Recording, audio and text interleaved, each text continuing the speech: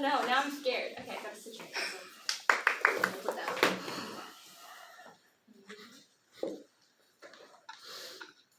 One of my earliest memories starts with me sucking. I refused to be soothed no matter what Mom and Dad tried. Dad gave up and left the bedroom, but Mom took me into the kitchen and she sat me down at the breakfast table. Come, she said, as she pulled a sheet of wrapping paper from the top of the fridge.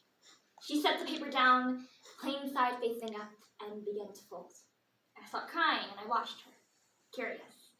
She turned the paper over and folded it again. She pleated, packed, tucked, rolled, and twisted until the paper disappeared between her hands. Kan, lahu. A little paper tiger stood on the table. The skin of the tiger was the pattern of the wrapping paper. White background with red candy canes and green Christmas trees.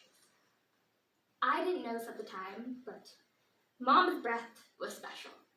She breathed into her animals so that they shared her breath and thus moved with her life. This was her magic.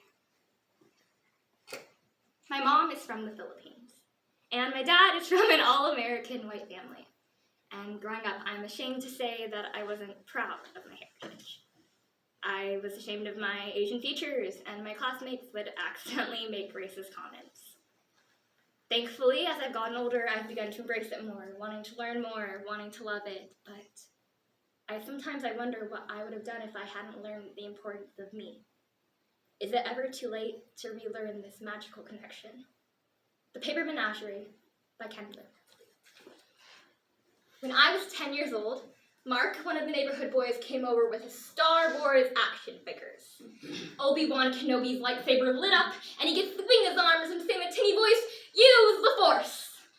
Together, we watched him repeat this performance 5 times on the coffee table.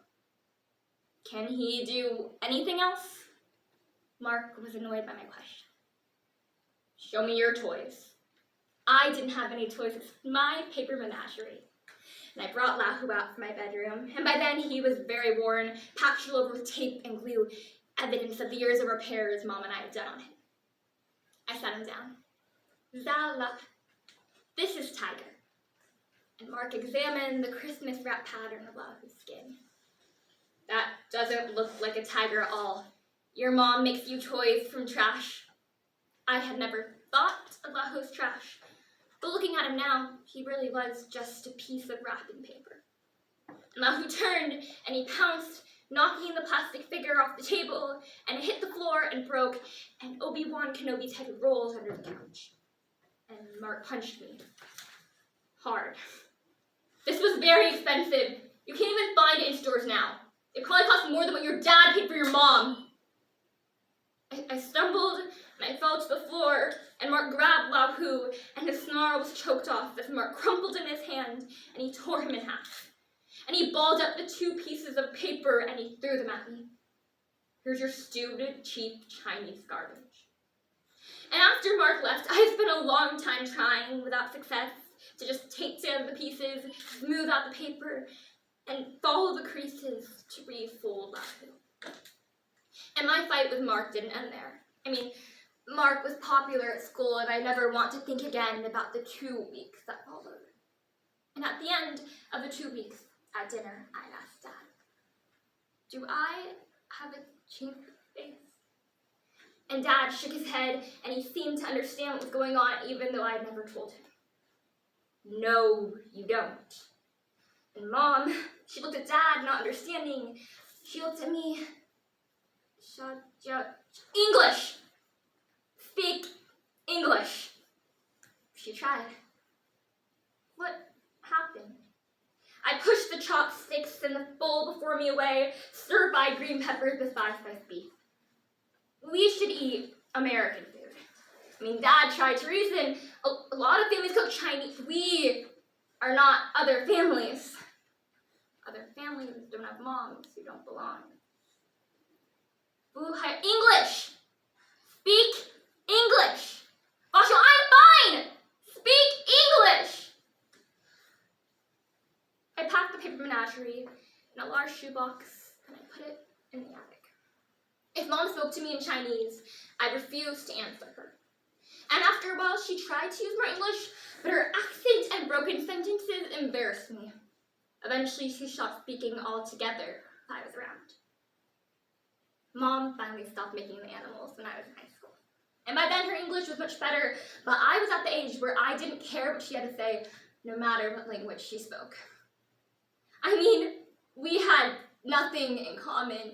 She might as well have been from the moon. Dad and I stood, one on each side of her, lying on the hospital bed. She was not yet even 40, but she looked much older. And my mind, it wasn't in the room. I mean, I was focused on resumes, transcripts, and interview schedules. I understood that it was terrible to think about this while your mother lay dying, but that didn't mean I could change anything. She whispered something to Dad and left the room. If I don't make it, don't be too sad and hurt your health. Focus on your life. Just keep that box you have in the attic with you. And every year, at Qingming, just take it out and think about me. I'll always be with you. Qingming was the Chinese festival for the dead.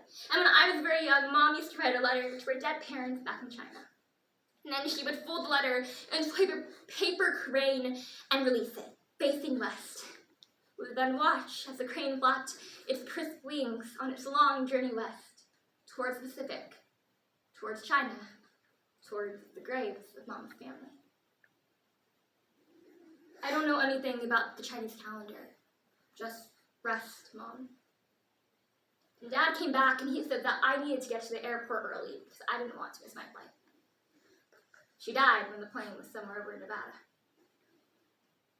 Dad, he aged rapidly after Mom died, and the house was too big for him and had to be sold. And so I went to help him clean the place. And I found the shoebox in the attic. And the paper animals did not move. Perhaps whatever magic had animated them had stopped long after she died, or maybe they didn't even move in the first place. And it was 2 years after Mom's death. I was at home watching TV. And then a rustle. I looked up and I saw that this ball of wrapping paper and torn tape was on the floor next to the bookshelf. I walked over to pick it up for the trash. And this ball of paper shifted, unfurled itself, and I saw that it was Lahu. Mom must have put him back together long after I'd given up. And he got up and he jumped with feline grace into my lap, and he proceeded to unfold himself. And in my lap was this square of creased wrapping paper, the plain side up, and it was filled with these dense Chinese characters, and I'd never learned to read it, but I knew the characters for daughter, and there they were at the top where you'd expect them in Mom's awkward, childish handwriting.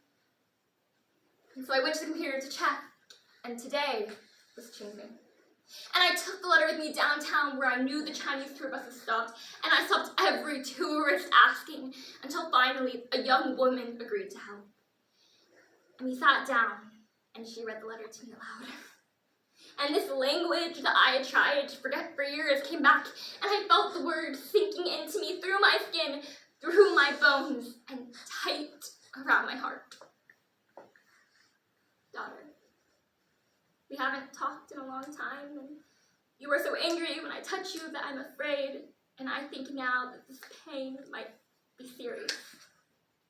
In the suburbs of Connecticut, I was lonely, and your father was kind and gentle with me, and I was very grateful to him, but no one understood me, and I understood nothing. But then you were born. I was so happy that I looked into your face and saw shades of my father, my mother, and myself. I mean, I lost my entire family, everything I ever knew and loved, and your face was proof that they were real. And when you said your first words to me in Chinese that had the same accent as my mother and me, I cried for hours. And when I made the first animals for you and you laughed, I felt there were no worries in the world. Daughter, I know that you do not like your Chinese eyes, which are my eyes. I know that you do not like your Chinese hair, which is my hair. But can you understand how much joy your very existence brought to me? And can you understand how it felt when you stopped talking to me and won't let me speak to you in Chinese? I felt I was losing everything all over again. Why won't you talk to me, daughter? The pain makes it hard to write.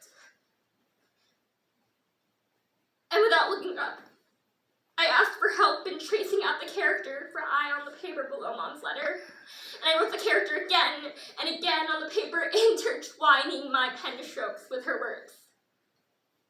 And following the creases, I refolded the paper back into Lahu, and as I cradled him in the crook of my arm, as he purred, we began the walk home.